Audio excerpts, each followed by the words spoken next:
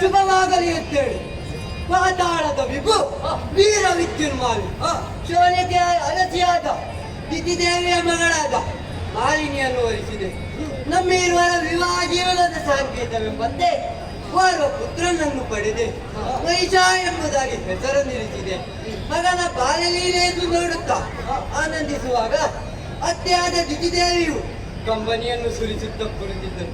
ಹೋಗಿ ವಿಚಾರಿಸಿದಾಗ ಅತ್ತೆ ಆಡಿದಂತಹ ಮಾತು ನಿಜವಾಗಿಯೂ ದಾನವರಿಗೆ ಸಿಗಬೇಕಾಗಿದ್ದ ದೇವಲೋಕವನ್ನು ದೇವತೆಗಳು ವಶಪಡಿಸಿಕೊಂಡಿದ್ದಾರಂತೆ. ಹಾಗಾಗಿ ಅತ್ತೆಯವರಿಗೆ ಆಶ್ವಾಸನೆಯನ್ನು ನೀಡಿದ್ದೇನೆ, ಮರಳಿ ದೇವಲೋಕವನ್ನು ನಮ್ಮ ವಶಪಡಿಸಿಕೊಂಡು ಬರುತ್ತೇನೆ. ಹಾಗಾಗಿ ಇನ್ನು ತಡ ಮಾಡುವುದಲ್ಲ, ನೇರವಾಗಿ ದೇವಲೋಕದ ಕಡೆ ಆಶ್ಚರ್ಯವಾಗಿರಬಹುದು.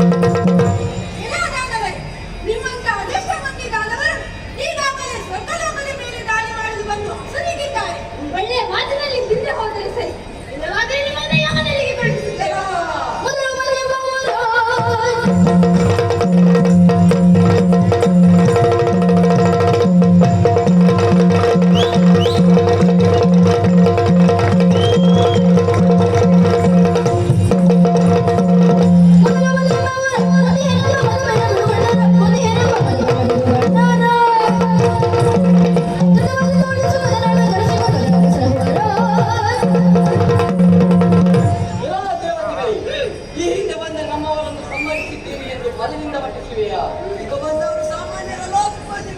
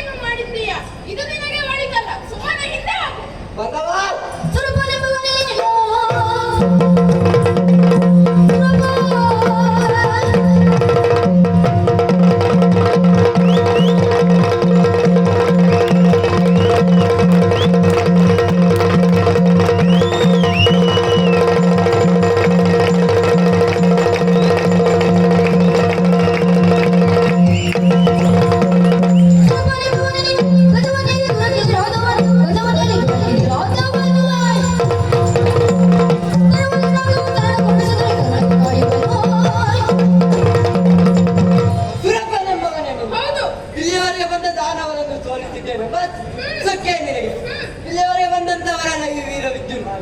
ಬಂದ ದಾರಿಗೆ ಸುರ್ಕೆದಂತೆ ಹೋದರೆ ಸರಿ, ಇಲ್ಲವಾದರೆ ನಿನ್ನ ಪಾಲಿನ ಯಮನಾದಕ್ಕೆ ಬಾ ಮುಂದೆ. ಇನ್ನು ನಿನ್ನಲ್ಲಿ ಮಾತಾಡಿ ಪ್ರಯೋಜನ ಇಲ್ಲ. ಬಾ ಮುಂದೆ.